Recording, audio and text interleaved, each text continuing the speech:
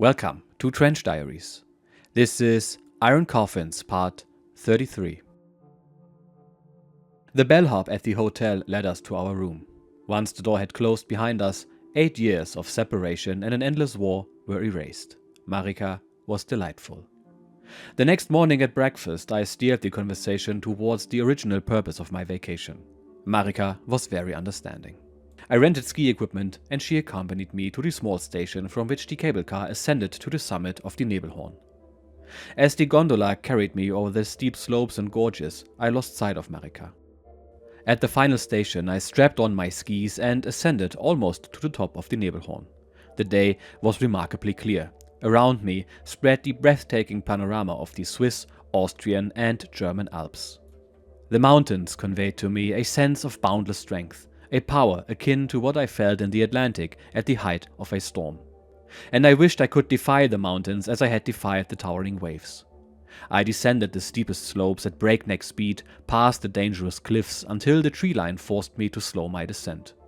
Only after several hair-raising descents was I satisfied with myself and returned to our hotel room. The war had not touched this mountain town. One peaceful day followed another. During the morning hours, I regularly ascended to the top of the Nebelhorn and then raced down the slopes until it was time to meet Marika.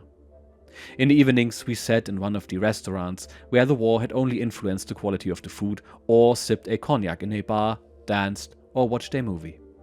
And yet, the war was also a terrible reality here. All one had to do was turn on the radio. Day after day and night after night we heard reports of Allied bomber raids, reports telling us where air raids were to be expected and where the bombers unloaded their payloads. These relentless reports soon cast a shadow over the peaceful little town. As the week passed and the day approached when I was to take up my new command, I became increasingly restless, nervous even. The mountains, the snow and the skiing slowly lost their allure. 3 days before my planned departure, the morning news reported that Frankfurt had once again been hit by heavy bombing raids. The attack was described as the most devastating since the beginning of the bombing war. With all telephone connections to Frankfurt severed, I could learn nothing about the fate of my parents. Neither Marika's love nor her pleas could now keep me in the mountains. We left the hotel in Oberstdorf together, but parted ways in Immenstadt, where we had met. While her train steamed eastward, I boarded the express train heading west towards the border. My train raced over the mountains and wound its way through forests and valleys, crossing the Black Forest and the Rhine Valley. I reached Lindau at nightfall. An hour later, in the darkness and fog, it stopped at the east station of Überlingen. Here lived my relatives, infinitely far from the wailing sirens, the carpet bombings, and the misery of war. Their daily anxieties revolved around their small problems. They knew nothing of the war at sea and had probably long forgotten that I was still alive, for the fanfares that once heralded our victories had long since faded. As the train stopped, in the dim light of a lantern, I saw a traveler boarding. He wore the uniform of the infantry. In the moment he passed by my window, I recognized my uncle. After he had slammed the compartment door shut, I said in a disguised voice, "Here's a free seat, Major." My uncle struck a match, held it up to my face, and said with a smile, "What are you doing here, of all places?" "I had a few days of leave before taking up a new command," I replied. "I am on my way back to the front, through Frankfurt, of course." A brief pause ensued, long enough to hint that not everything was right at home. I quickly asked, "Have you heard from my parents?" "Yes, they are still alive, but you don't need to return to Frankfurt. You've lost everything. Your parents and Trudel are staying at the station hotel in Karlsruhe. I spoke with your mother an hour ago." I pressed my lips together and held back a sudden wave of anger. Fortunately, it was dark and my uncle couldn't see my contorted face. It must have been distorted by bitterness, for I thought of my parents, of all the suffering and dying my homeland endured. We sat silently next to each other for a while. Then my uncle began to speak of a career as commander of a prisoner of war camp. He spoke of a completely different war, where insane actions were replaced by senseless inaction. His assignment to this post had a long backstory. Since January of 1933, he had been against the new regime and had boldly expressed his opinion in the local newspaper. As a result, the government had removed him and the newspaper from circulation long before the war. He had spent many years in the countryside, supported only by his relatives. Then came the war. As a former officer of the Imperial German Army, my uncle was reactivated, promoted, and soon tasked with commanding the prisoner of war camp in the Black Forest. An hour before midnight, we bid farewell to each other in the darkest vale of the Black Forest. I spent 2 hours in the cold station building in Villingen, where some female volunteers from the Red Cross provided coffee and soup for the passing soldiers. I slurped a hot broth until it was time to board the local train to the Rhine Valley. After a 6-hour journey, the train stopped at the Karlsruhe station, and I hurried across the station square to the hotel. The night porter showed me the way to my parents' room. "Who's there?" Father's voice asked as I knocked. "It's me," was all I could say. Father looked pale and sleep-deprived. His hair was suddenly grey. Mother and Trudel cried when they saw me. To overcome the shock of the reunion, Father suggested going downstairs for breakfast. "We can talk better that way," he said. But even at the breakfast table, the conversation progressed slowly. Trudel, still very confused, remained quiet. Mother, determined and resolute, soon regained her balance. Father told me they had survived the attack in the cellar, where they had been confined for many hours. They had left some things in the cellar, like suitcases and crates, that he now wanted to retrieve. He had ordered his driver with a truck to come to Darmstadt, from where he intended to push on to Frankfurt to rescue the few possessions and accommodate them in his new business in the countryside. We boarded the next train to Darmstadt. 2 hours later, we met the driver and drove along the Darmstadt highway to Frankfurt. We entered the city from Sachsenhausen, passing many destroyed buildings and smoking ruins. Firefighters were digging out the dead from the debris. We saw rows of bodies laid out on the sidewalk and covered with blankets. The truck crossed the bridge over the Main, rumbled through rubble and past the blackened facades of collapsed houses. We crossed the station square, skirted some bomb craters and cautiously turned into Savignystraße. Large piles of rubble and remnants of burned walls were all that remained of the stately residential buildings. The truck stopped in front of a mound of broken bricks and twisted steel beams where our house had once stood. The ground floor of the adjacent building was still standing, but was fully loaded with rubble and debris from the upper floors. It was only because of this that the rescue teams could break a hole through the firewalls in the basement and rescue my parents, Trudel, and other occupants from the adjacent house. I followed Father into the cellar of our house, or rather, what was left of it. Father's flashlight pointed to the hole in the wall just big enough to crawl through. I had the vague feeling that the ceiling could come crashing down on us at any moment. Father's voice echoed hollowly from the cellar. "Come and take a look. This is where we sat." I crawled into the darkness and, in the beam of the flashlight, saw benches, crates and boxes covered in dust. "I can imagine very well," I said, "how it feels to wait for rescue for an eternity. I know the feeling of enduring, like in a coffin." "It wasn't a honeymoon night, believe me. It was like back in Flanders in 1916 when I was buried in a bunker," he answered. We brought our belongings to the surface, and the strong driver loaded the last remnants of past prosperity onto the truck. Mother was once again dissolved in tears. She had made the mistake of climbing the pile of rubble and searching for personal items. She had found some broken pieces of a previous world, a world that had ceased to exist. As Father led her away from the ruins, he expressed his optimism. "We'll get new furniture again, don't worry. The Tommies and Yankees will foot the bill." Military vehicles and ambulances impeded our departure from Frankfurt, which was no longer our hometown. A long time of comfort and domestic warmth had come to an end irreversibly as we escaped the heavy traffic and drove south on the highway. In just under an hour, the truck left the highway and drove into the small town of Pfungstadt, where Father had set up a new business. We rumbled over the cobblestone of the old streets into the courtyard of a dairy that Father had rented for the production of his nutritional products. We stored the crates and boxes in the office, and then Father proudly showed me the rooms, their walls and floors laid with white tiles. My departure to Brest could not be further delayed.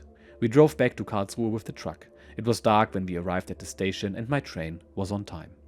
I hugged my parents and my sister with confidence that they had passed their toughest test and were safe for the rest of the war. As the train pulled out of the station, I saw them standing on the platform waving to me for a long time. I watched them until the darkness dissolved their shadows. It was April the 4th, 1944, when my train arrived in Brest. The morning was clear as crystal, sunny and warm. An old bus rattled with me through the streets of the city, carefully crossing the drawbridge over the canal, stuttering uphill and then westward on the approach road to the first U-boat flotilla. High above the bay, a number of barrage balloons swayed in the fresh morning breeze. They were part of a new defense measure to protect the bunker against low-level air attacks. The bus stopped at the base gate. I jumped off and walked into familiar surroundings. I found the administrative offices still locked. An older steward offered to escort me to the flotilla staff who were having breakfast together on a wide veranda. We walked through a large glass door to the outdoors. The rising morning sun dazzled me. White garden furniture was occupied by about a dozen officers in navy blue. Since I didn't know the flotilla commander, I inspected the sleeve stripes of the officers and looked for the highest rank. One of the gentlemen addressed me. "Are you the new commander of U-415? "Jawohl, Herr Kapitän," I replied. "I'm pleased to welcome you," said the medium-sized officer with the 3 golden stripes and the Knight's Cross, which flashed under his white collar. "I am Lieutenant Commander Winter, and these are the gentlemen of my staff." He introduced me individually to the participants of the breakfast gathering and asked the steward to bring a new place setting. Winter himself didn't need an introduction. His name was known to all of us. He had participated in the sinking records as a U-boat commander in the early years of the submarine war, sinking over 150,000 tons of Allied shipping. He was one of the few surviving aces of the U-boat force. As I devoted myself more or less silently to my breakfast, Winter reported the latest news. I perked up when he mentioned that some snorkel systems had been delivered to the shipyard and would be installed on board 3 boats for experimental purposes. But nearly everything else was just a new version of our familiar difficulties.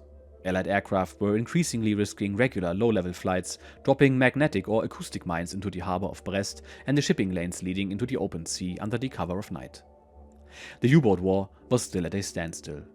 The men at the front openly anticipated the long-promised changes in new, modern boats. Some of the outdated snorkel systems lurking in the sea areas around the English islands were the target of concentrated Allied sea and air attacks, and even the vast open areas in the mid-Atlantic, which had long been spared from enemy aerial reconnaissance, were now being combed through by long-range bombers and the planes of numerous anti-submarine warfare groups, reinforced with small aircraft carriers. Hundreds of new agile corvettes supported the systematic pursuit and destruction of our boats. The current situation was very dire. 4 out of 5 boats did not return from patrols. That was a loss figure that far exceeded our meager sinking successes of Allied ships. As the conversation shifted to the general war situation, I noticed that the officers showed little interest in the Battle of Monte Cassino and were unconcerned about our Russian campaign, operations whose course did not exactly correspond to the predictions of High Command. Their discussions mainly revolved around the possibility and danger of an Allied landing on the mainland. No one knew when or where an invasion would take place, but no one seemed to doubt that it was imminent. The staff officers mentioned the current efforts underway along the French coast to reinforce our coastal defenses, the Atlantic Wall, to repel a beach landing.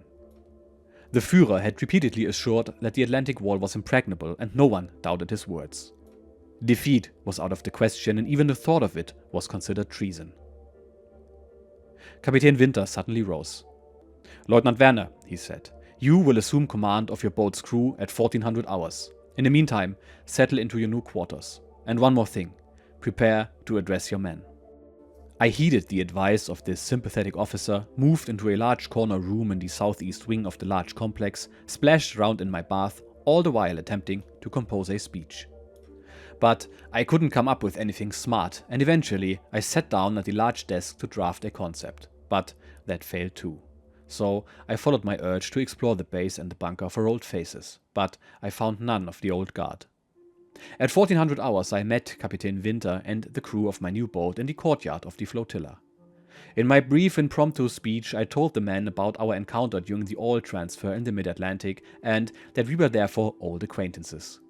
I assured them that I was proud of their performance, honored to be their captain, that there would be no change to the onboard routine, and that U-415 would not be defeated as long as I stood on the deck. I shook hands with each man, and by 1420 hours I had assumed command of the boat and crew. At 1425 hours I gave my first command. I instructed the XO to have the boat ready for exercises in the bay in 30 minutes. I was determined to train the crew based on my experiences in submarine warfare. The XO led the men down the steep slope to the bunker. I followed with the chief engineer and the second officer of the watch, questioning them about their frontline experience and training. My expectations were disappointed for the first time. The chief engineer was the only officer who had been on board since the boat's commissioning. The 2 watch officers had no or limited frontline experience. It was clear to me that I would have to take on a good portion of the duties myself. U-415 lay quietly at its berth in the bunker. I descended through the hatch on the bridge into the tower. Here awaited the second unpleasant surprise. The periscope was of the oldest design. I was accustomed to a completely automatic periscope equipped with a swivel seat, electrically operated speed control, and numerous sensor devices integrated to the torpedo data computer. To use this prehistoric contraption, I had to stoop and engage in acrobatic maneuvers to extend and retract it. However, a thorough inspection of the boat revealed no further disadvantages, except for its age. It was a worn-out workhorse. And the absence of a modern periscope was offset by the installation of a new and larger arsenal of electronic devices, as well as two 20mm twin mounts and an excellent 37mm rapid-fire cannon. For the rest of the afternoon and 3 full days, I maneuvered U-415 through the Bay of Brest, conducting all imaginable surface and dive maneuvers, having the men zero in the anti-aircraft guns with live ammo, and introducing some innovations that I deemed important. I brought the men to the peak of their performance and deepened our mutual trust. By the 4th day, I was satisfied with the boat and crew. I reported our readiness to Captain Winter, and from that moment on, everything went according to routine. The tasks that I had performed myself for years were now taken over by my officers, and I had enough time to prepare for our first mission. At 15:30 hours the following afternoon, I entered Winter's office. He first inquired about the accommodation for my men, expressing concern. I assured him that we were all well taken care of. "Good," he said. "As you know, High Command expects an Allied invasion in the very near future. All indications point to a landing in May." "Everyone has their theories about where they might land," I added, "but no one knows for sure." "No one knows, not even leadership. Norway is a possibility. Some believe the Allies will attempt a landing in the Bay of Biscay, but I'm more inclined to believe in a landing near Le Havre. In any case, we must be vigilant and prepared. Your boat must be ready to sail in 10 days. During this time, you must keep your men on 6-hour standby. Instructions for your future deployment in the invasion area will be provided to you here by the commander of the U-boats West once all the commanders who are to participate in the counteroffensive have arrived." I recalled his concern for the boat and crew, which was also mine, and challenged him. "It seems impossible to me, Captain, to carry out such an operation without a snorkel. Have any measures been taken to install one on U-415? "I am not aware of any," he said evasively. "As far as I know, there are no new facilities available. I'm sorry, but you'll have to accept sailing again without a snorkel, like many other commanders. We must fight the invasion with what we have." "Herr Kapitän, does leadership seriously believe that we will reach the operational area without the help of a snorkel?" "I understand your concerns very well, but I am unable to help. I wish I could do more for you, but even I am subject to certain limits in what I can do for my boats." I left Winter's office determined to find a snorkel and install it on U-415 before the Allied invasion broke out. I knew the immense power of the enemy at sea and was convinced that he was building a landing fleet of gigantic proportions, and none of our boats without a snorkel would be able to launch an attack on it, let alone survive it. I was more than troubled to see how little the U-boat leadership had learned from the Allies' overwhelming superiority and how low they estimated our losses.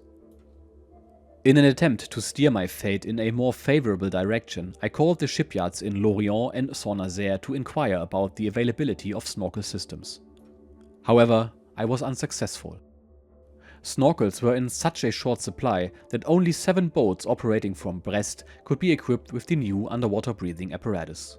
For a moment, however, I saw a glimmer of hope when a shipyard engineer reported to me that he had seen some snorkel systems at the Montparnasse freight station in Paris. My efforts to transport this desperately needed equipment to Brest via truck were drowned in the sea of bureaucratic confusion of the time. Resigned, I finally bowed to the bitter fact that I would have to sail again without a snorkel. For days, isolated boats crawled into the port of Brest. They represented only a portion of the boats that had been ordered back for action against an invasion. During the first 4 months of the new year, 55 submarines had been destroyed. That was about 70% of the boats at sea. The meager tonnage we sank in the same period did not justify the sacrifice of such a large number of boats. Their survival would have been of the utmost importance to leadership. After all, in the event of an invasion, having enough boats available was crucial. With the arrival of UA-21, the thin stream of returning boats ceased altogether. U-311 had been overwhelmed and sunk on its race to the port. U-240 never met its escort vessel at the rendezvous point near the rocks. U-625 and U-653 were lost west of Ireland. U-744 and U-603 were and remained missing without giving any short signals. In addition to these lost boats, which had sailed from Brest for their final mission and were expected back here to reinforce the anti-invasion group, 13 boats had been sent from Norwegian ports to the west. Not one of these newcomers was equipped with a snorkel, and all lacked the experience to evade British destroyers and corvettes. Only 7 of the 13 boats reached their destination. Thus, there were only 15 operational submarines in Brest, 7 with snorkels and 8 without, to defend the Thousand-Year Reich against a seaborne attack. The month of May had come with a fragrant burst of magnolia lilac blossoms. The scents were carried by a gentle breeze from the sea over the meadows and fields of Brittany. When I arrived in April, there was just a hint of spring in the air, a warm wind from the south, and a few buds here and there. Meanwhile, the trees had fully unfolded, the grass had become greener, flowers bloomed everywhere, and there was hot summer weather. Under the concrete roof of the bunker, the shipyard workers, which were Germans and Frenchmen working together in tense harmony, operated in 3 shifts to make the 15 boats ready for their most important mission. Torpedoes, fuel and provisions were taken on board in rapid succession. Our people made some repairs themselves to have their boat combat ready by the appointed deadline. As the activity in the shipyard slowly subsided and the invasion nervousness increased in the base, the enemy on the other side of the channel completed its tremendous preparation for the day of reckoning. They intensified their air raids on the Biscay ports, harassing us at all hours and keeping the men of the heavy flag literally chained to their guns. Night after night, Allied aircraft penetrated the airspace of our submarine bases, blocking the ports and waterways with magnetic and acoustic mines. Day after day, our minesweepers searched for the hidden danger, and the sharp bang of the explosions occasionally echoed from the cliffs in the Bay of Brest. Large Anglo-American bomber formations flew into France and systematically bombed and destroyed roads, railways, stations, goods yards, warehouses, airfields, barracks, bridges, villages and cities. They devastated beautiful France, which had remained largely untouched by the war until now. On one of those sunny but ominous days in May, the commander of the U-boat forces West, Kapitän Rösing, called us commanders to a briefing at the headquarters of the 1st U-boat flotilla. He had been tasked by Dönitz himself to convey to us the plan of the U-boat command, which envisaged the sinking of the Allied invasion fleet. Kapitän Winter welcomed the distinguished guest and the commanders of the 9th U-boat flotilla from the other side of the city. As we sat around the large conference table, I took notes on my colleagues in this extraordinary meeting. My friend Heinz Sieder, commander of U-984, sat to my left.